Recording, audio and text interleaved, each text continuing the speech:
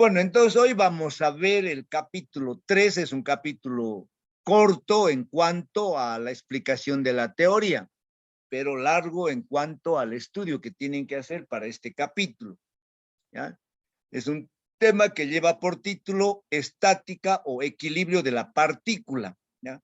¿Por qué recibe el nombre de estática de la partícula? Recibe el nombre de estática de la partícula porque a todos los cuerpos, sin importar tamaño, forma, siempre lo vamos a considerar como si se tratara de una partícula o de un punto que está en el equilibrio o se mueve en el espacio, ¿ya? Entonces, ¿qué estudia la estática? La estática estudia el equilibrio de los cuerpos. ¿Y cuándo un cuerpo está en equilibrio? Cuando está en reposo o cuando tiene movimiento con velocidad constante. Veamos algunos ejemplos del vector fuerza. Si nosotros empujamos una pared o jalamos una puerta, estamos efectuando una fuerza.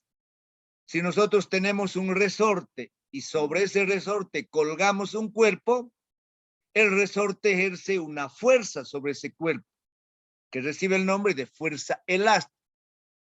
Cuando nosotros tenemos un gas o aire comprimido en el interior de un recipiente, este es un compresor que frecuentemente se lo ve donde inflan las llantas, donde llenan aire a las llantas, ¿no? Entonces, en el interior de este compresor hay aire comprimido. Entonces, debido al movimiento de las moléculas, estas ejercen fuerzas al interior de todo el recipiente. Una locomotora ejerce una fuerza sobre el tren cuando lo jala o cuando lo empuja, ¿ya?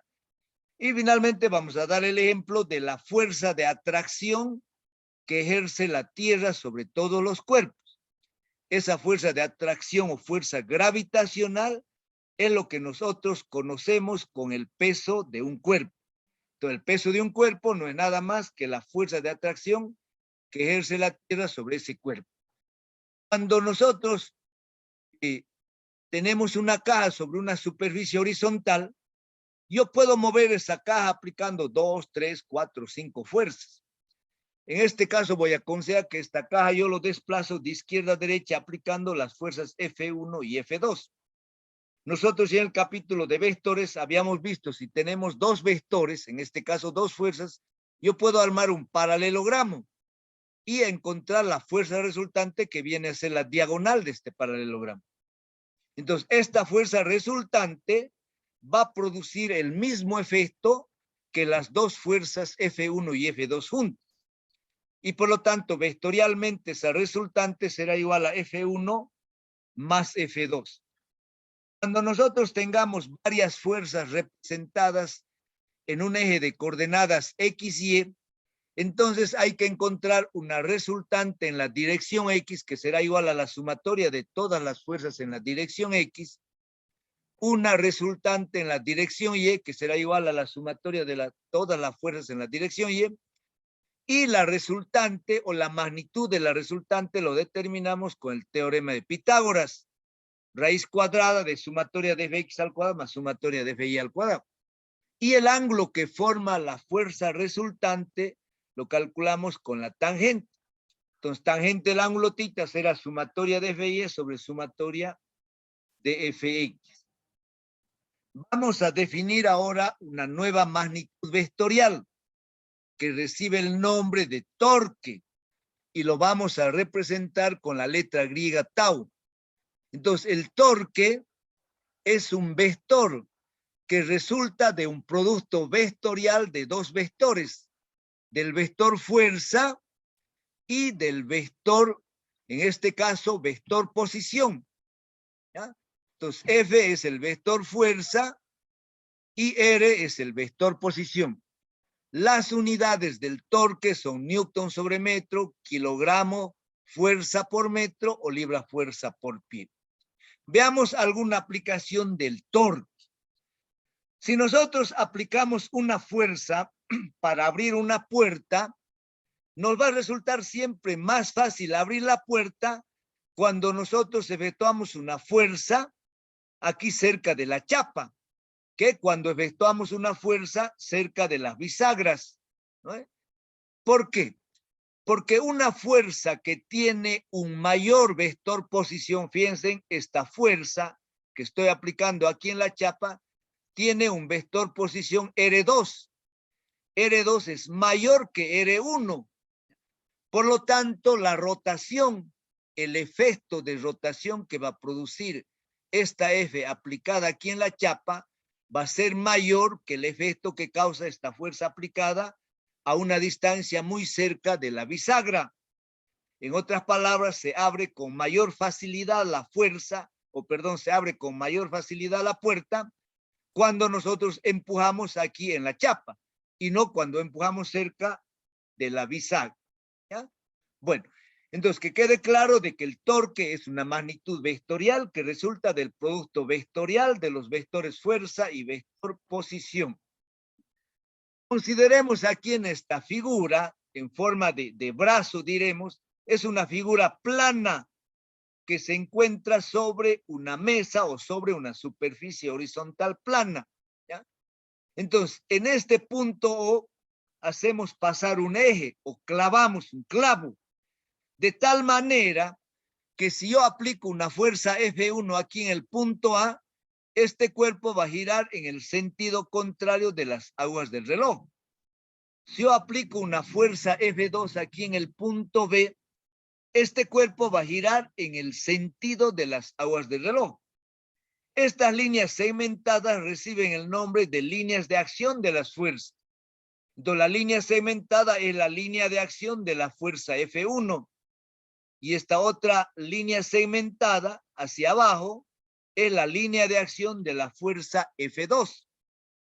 La distancia perpendicular que hay de la línea de acción de la fuerza F1 al eje de giro al punto O, que lo estamos representando con D1, recibe el nombre de brazo de palanca de la fuerza F1. La distancia perpendicular desde la línea de acción de la fuerza F2, que aquí está representada con D2, ¿ya? La distancia perpendicular de la línea de acción de F2 al punto de giro o al punto O, recibe el nombre de brazo de palanca de la fuerza F2. Entonces, el torque que produce F1 va a ser F1 por D1 y el torque que produce F2 va a ser F2 por D2. Entonces, arbitrariamente vamos a asumir el siguiente convenio de signos. ¿Ya? Si la fuerza lo hace girar al cuerpo en el sentido contrario de las agujas del reloj, va a ser un torque positivo, que no es necesario colocar el signo más. Si la fuerza hace girar al cuerpo en el sentido de las agujas del reloj, entonces va a producir un torque negativo. Por eso lo colocamos aquí, el signo menos, ¿ya? Repito, esto es arbitrario porque podríamos haber optado el otro sentido. Ahora, nosotros habíamos definido al producto vectorial en el capítulo 2. Y habíamos dicho que si yo tengo, ¿ya? Si yo tengo el producto vectorial de los vectores R por F, me da otro vector, que en este caso lo estamos representando con la letra tau y para nosotros es el torque. Este nuevo vector siempre va a ser perpendicular al plano que forma R con F. Y por definición, la magnitud del torque será igual a la magnitud de R por la magnitud de F por el seno del ángulo tita. Esto es lo que habíamos definido en el capítulo 2 de vectores. Entonces, en la figura de aquí arriba tenemos un cuerpo plano de forma arbitraria. Por este punto O está pasando un eje. Por lo tanto, este cuerpo puede girar en el sentido contrario o en el sentido de las agujas del reloj. Si nosotros en este punto A aplicamos una fuerza F, la distancia que hay desde el punto A hasta el punto O, donde está el eje de giro, recibe el nombre de vector posición. Y esta distancia perpendicular que está representada aquí con B, que es la distancia perpendicular de la línea de acción de la fuerza al eje de giro, recibe el nombre de brazo de palanca. R es el vector posición. Entonces aquí bien hay un triángulo rectángulo, donde R viene a ser la hipotenusa de este triángulo. B es el lado opuesto de este triángulo, porque el ángulo tita está aquí. El ángulo tita es el ángulo que forman, ¿ya? El ángulo que forma la línea de acción de la fuerza y el vector posición R. Ese es el ángulo tita. Entonces, como es un triángulo rectángulo, B, que es el lado opuesto, será igual a la hipotenusa R por el seno de tita. Entonces, si tau, el torque, es igual a la fuerza por su brazo de palanca, F es la fuerza y B es el brazo de palanca. Pero el brazo de palanca B es igual a R seno de tita. Y por lo tanto, el torque será igual a F R seno de tita. Y por lo tanto, a partir de la definición que nosotros hemos dado en el capítulo de vectores, entonces el torque es una magnitud vectorial que resulta de un producto vectorial de dos vectores. ¿Ya? Vamos a ver ahora cómo se define el equilibrio estático de un cuerpo. Si nosotros tenemos un libro sobre la mesa, ¿ya? En cuenta, yo tengo un libro o un maletín sobre la mesa. Si nosotros lo aplicamos una sola fuerza a ese libro o a ese maletín, esa única fuerza siempre va a producir dos movimientos al mismo tiempo. Un movimiento de traslación y otro movimiento de rotación. Si yo tengo aquí este cuerpo de forma arbitraria, es una figura plana, yo lo aplico una fuerza F1 aquí en el punto A, ¿ya? Entonces, este cuerpo va a empezar a desplazarse hacia la derecha, por lo tanto tiene movimiento de traslación, pero también va a empezar a girar debido a su inercia, y por lo tanto tiene también un movimiento de rotación, ¿ya? Ahora, cuando actúan varias fuerzas sobre un cuerpo en forma simultánea, sus efectos se pueden compensar, dando como resultado que el cuerpo no tenga ni movimiento de traslación ni movimiento de rotación. Cuando un cuerpo está en reposo y no tiene movimiento de rotación ni movimiento de traslación, se dice que ese cuerpo se encuentra en equilibrio estático, ¿ya? Aquí piensen en esta figura, yo aplico la fuerza F1 y F3. Estas dos fuerzas, perdón, F1 y F2. Tanto F1 como F2, estas flechas rojas, se encuentran sobre la misma línea de acción. Tienen la misma magnitud, pero sentido contrario. Entonces el cuerpo no va a avanzar hacia arriba y tampoco hacia abajo. Y también tengo dos fuerzas horizontales, F3 y F4, que se encuentran sobre la misma línea de acción. Si la magnitud de F3 es igual que la magnitud de F4, entonces su efecto se va a anular, porque F3 tiene sentido hacia la izquierda y F4 tiene sentido hacia la derecha. Entonces, bajo la acción de estas cuatro fuerzas, este cuerpo no se va a mover, no va a tener movimiento de traslación ni movimiento de rotación.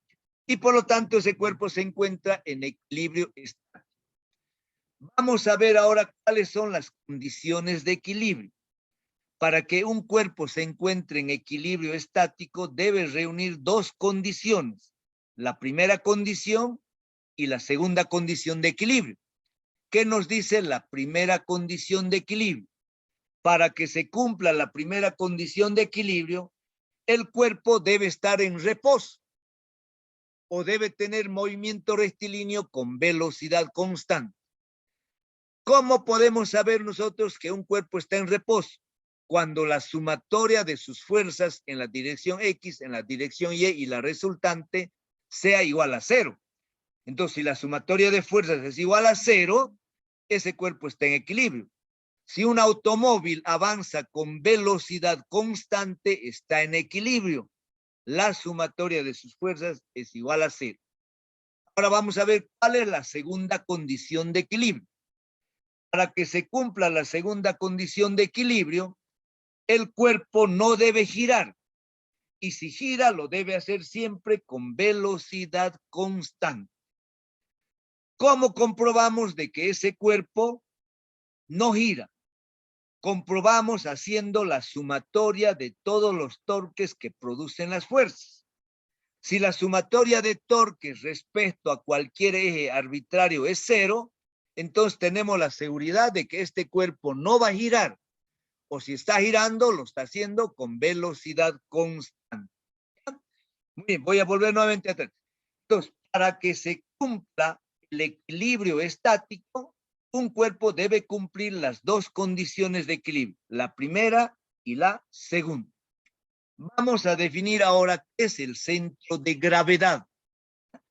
El centro de gravedad, que lo vamos a representar con la letra C y G, el centro de gravedad de un cuerpo es un punto que se encuentra en el interior de un cuerpo donde está actuando la fuerza de atracción que ejerce la Tierra sobre ese cuerpo, que para nosotros recibe el nombre de peso. ¿Qué es el peso de un cuerpo? El peso de un cuerpo es la fuerza de atracción que ejerce la Tierra sobre ese cuerpo. La fuerza gravitacional actúa sobre todas las partículas de un cuerpo. Y sabemos que un cuerpo está formado por millones de partículas. Por lo tanto, el peso total será igual a la suma de los pesos de todas las partículas. Aquí en la figura del lado izquierdo, se trata de una figura plana de forma hexagonal. Entonces, esta figura está formada por millones de partículas. Yo solamente estoy representando aquí 4 partículas, 1, 2, 3, 4. Cada partícula tiene su peso, que será W1, W2, W3 y W4, el peso de cada una de las 4 partículas. ¿Ya? El peso total será la sumatoria de los pesos de todas las partículas. Y ese peso total está representado aquí en este punto, que recibe el nombre de centro de gravedad. Sobre ese punto está actuando la fuerza de atracción que ejerce la Tierra. Entonces, el peso total del cuerpo es W, que será igual a W1 más W2 más W3 más W4. ¿Ya? Luego, voy a determinar yo el torque que produce cada una de estas fuerzas, porque el peso de cada partícula es una fuerza. El peso total de un cuerpo es una fuerza. Entonces voy a trazar un eje de coordenadas X y Y voy a hacer pasar un eje justo por la intersección de los dos ejes. Entonces en este punto O está pasando un eje. Entonces yo voy a calcular los torques que producen cada uno de los pesos de las diferentes partículas. ¿Ya? Entonces voy a aplicar torques en ese punto O. Entonces el torque total será igual al torque que produce la partícula. Voy a volver aquí atrás. ¿Ya? El torque total será igual a la suma de los torques que producen los pesos de cada partícula. ¿Ya? Entonces voy a tener aquí W1 por X1, ¿ya? Más W2 por X2, más W3 por X3, más WN por XN. Entonces ese va a ser el torque total. ¿Ya? Entonces, W1 por X1 es tau sub 1, el torque que produce el peso de la partícula 1. Tau sub 2 es W2 por X2, que es el torque que produce el peso de la partícula 2. ¿Ya? Entonces, si nosotros sumamos todos los torques de todos los pesos de todas las partículas, podemos escribir esta ecuación, que el torque total será igual a ¿qué? A la sumatoria de los tau sub i, de los torques individuales. Entonces, si nosotros ahora conocemos la fuerza resultante es el peso de todo el cuerpo, que aquí está representado con W. Si la distancia al eje X está representada por XG, entonces el torque total que produce el peso también va a ser igual al peso por XG. El peso de la fuerza resultante, que es la suma de todos los pesos de todas las partículas. Si lo multiplicamos por XG, que es su brazo de palanca, entonces el torque total W por XG es igual a W1 X1 más W2 X2 más W3 X3 más WXN. Si de aquí yo despejo XG, va a ser igual a ¿qué? A W1 por X1 más W2 por X2 más W3 por X3 dividido la suma de los pesos de todas las partículas. Entonces, con esta ecuación podemos determinar nosotros la coordenada X del centro de gravedad. Para encontrar la coordenada Y, hacemos girar 90 grados esta figura y luego aplicamos nuevamente torques al punto O. Entonces, vamos a tener una ecuación parecida a esta, donde vamos a tener que el peso por ISG va a ser igual a BW1, Y1 más BW2, Y2 más BW3, Y3. Por similitud, despejando ISG va a ser igual. En el numerador tenemos la suma de todos los torques. BW1, Y1 más BW2, Y2 más BW3. Dividido la suma de los pesos. Entonces, con estas dos últimas ecuaciones, conociendo los pesos de cada partícula, las distancias X1, X2, Y1, Y2, podemos nosotros determinar el centro de gravedad de una figura plana. La aplicación de estas ecuaciones lo vamos a ver en una práctica en el laboratorio. ¿Ya? Muy bien. Finalmente, para terminar este capítulo, vamos a ver qué son las fuerzas de rozamiento, o cuándo o cómo actúan las fuerzas de rozamiento. Cuando la superficie de un cuerpo desliza sobre la superficie de otro cuerpo, entonces se producen fuerzas de rozamiento paralelas a cada superficie. La fuerza que actúa sobre cada cuerpo siempre es opuesta a la dirección de su movimiento. Si un cuerpo se mueve a la derecha, la fuerza de rozamiento actúa hacia la izquierda. Aquí en la figura tengo 4 ejemplos. ¿Ya? Entonces, este bloque de la primera figura avanza hacia la derecha. Por lo tanto, la fuerza de rozamiento actúa hacia la izquierda. En la segunda figura, el cuerpo se mueve hacia la izquierda. La fuerza de rozamiento sobre el cuerpo actúa hacia la derecha. Aquí tenemos un plano inclinado en esta tercera figura. El cuerpo está ascendiendo el plano. Por lo tanto, la fuerza de rozamiento actúa hacia abajo. Y finalmente, en esta cuarta figura, el cuerpo está descendiendo por el plano. Y por lo tanto, la fuerza de rozamiento actúa hacia arriba. Ahora, representemos en esta figura un cuerpo que se encuentra inicialmente sobre una superficie horizontal en reposo. ¿Ya? Imagínense que es una caja muy grande que pesa 500 kilos. Entonces yo tengo aquí una caja grande de 500 kilos que está en reposo sobre una superficie horizontal. Si yo agarro, le digo a un niño que lo empuje esta caja. El niño lo va a empujar, pero la caja no se va a mover. ¿Por qué? Porque la máxima fuerza que puede hacer un niño será 40, 50 kilos. Entonces no lo va a hacer mover a la caja. La caja no se mueve, pero el momento que el niño ejerce una fuerza sobre la caja, actúa una fuerza entre la caja y la superficie en sentido contrario, que recibe el nombre de fuerza de rozamiento estática cuando la caja está en reposo o no está en movimiento. Si el niño empuja la caja hacia la derecha, la fuerza de rozamiento actúa hacia la izquierda. Para representar la fuerza de rozamiento vamos a utilizar la F minúscula. Y en este caso, cuando sea una fuerza de rozamiento estática, lo vamos a poner el subíndice S, la letra pequeña S. ¿Ya? Muy bien. Entonces, cuando la caja está en reposo, también actúan otras dos fuerzas. Una fuerza que recibe el nombre de normal o reacción. Es la fuerza que ejerce la superficie horizontal sobre la caja, que está representada aquí con N. Pero también actúa la fuerza gravitacional, que no es nada más que el peso del cuerpo. Entonces, en este caso, el peso de la caja lo estamos representando con W. W es la fuerza de atracción que ejerce la Tierra sobre la caja. ¿Ya? Bueno, como este niño no lo puede empujar la caja, entonces lo ayudamos. ¿Ya? Entonces empujamos ahora entre 4 personas. Si empujamos la caja entre 4 personas, la caja va a empezar a desplazarse hacia la derecha.